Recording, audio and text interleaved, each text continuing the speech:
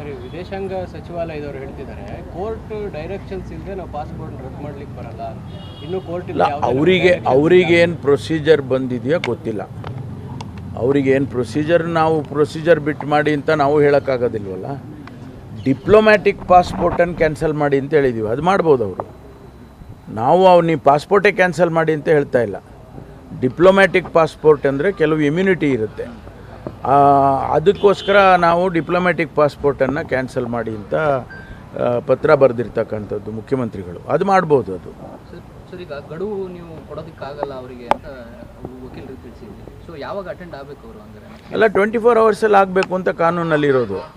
ಅದನ್ನು ಕೊಟ್ಟಿದ್ದೀವಿ ಮತ್ತು 1 more ನೋಟಿಸ್ ಕೊಟ್ಟಿದ್ದೀವಿ. ಈಗ ಅದು 24 hours, ಫರ್ದರ್ 24 hours ಆಗುತ್ತೆ.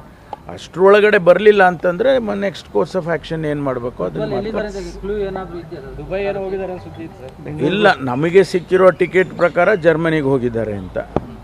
ಈಗ ನಾವು ಜರ್ಮನಿಯಲ್ಲಿ ವೆರಿಫಿಕೇಷನ್ ಮಾಡೋಕ್ಕೆ ಹೋಗಿಲ್ಲ, ಯಾಕೆಂದರೆ ಅದು ನಮ್ಮ ಇದರಲ್ಲಿ ಬರೋದಿಲ್ಲ, ಕೇಂದ್ರ ಸರ್ಕಾರದ ವ್ಯಾಪ್ತಿಗೆ ಬರುತ್ತೆ. ನಾವೇನಪ್ಪ ಮಾಡ್ಬೋದು ಅಂದರೆ ಇಲ್ಲಿಂದ ನಾವು ಯಾರನ್ನಾದರೂ ಕಳಿಸಿ ಅವ್ರನ್ನ ಅಲ್ಲಿಂದ ಸೆಕ್ಯೂರ್ ಮಾಡ್ಕೊಂಡು ಬರೋದಕ್ಕೆ ಪ್ರಯತ್ನ ಮಾಡ್ಬೋದು.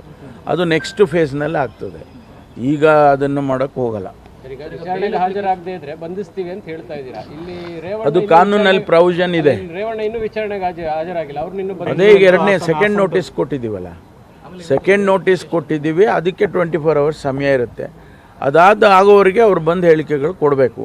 ಕೊಡಲಿಲ್ಲ ಅಂತಂದರೆ ನೆಕ್ಸ್ಟ್ ಕೋರ್ಸ್ ಆಫ್ ಆ್ಯಕ್ಷನ್ ಏನು ಮಾಡಬೇಕು, ಅರೆಸ್ಟ್ ಮಾಡಬೇಕಾ ಅಥವಾ ಬೇರೆ ಏನೇನು ಮಾಡಬೇಕು ಅದನ್ನು ಅವರು SIT ನವರು ಮಾಡ್ತಾರೆ.